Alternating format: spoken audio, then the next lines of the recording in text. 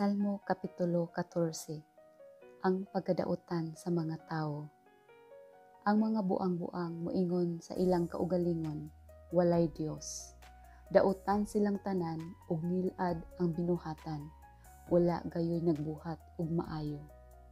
Gikan sa langit, nagtan-aw ang Ginoo sa katawhan, aron pagsusi kung may tawo ba nga maalamon ug nagsimba kaniya. Nasalaag ang tanan og pulos sila dautan, wala gayud kanilay nagbuhat og matarong, nangutana ang Ginoo. Wala ba mahibalo kining mga daotang tawo? Gilamoy nila ang akong katawhan sama lamang og pan, ug wala sila magsangpit kanako. Apan mga lisang sila pag-ayo, kay ang Dios nag-uban man sa katawhang matarong. Gisanta sa mga taong dautan ang mga plano sa kabus, apan ang Ginoo mao ang manalipod kaniya.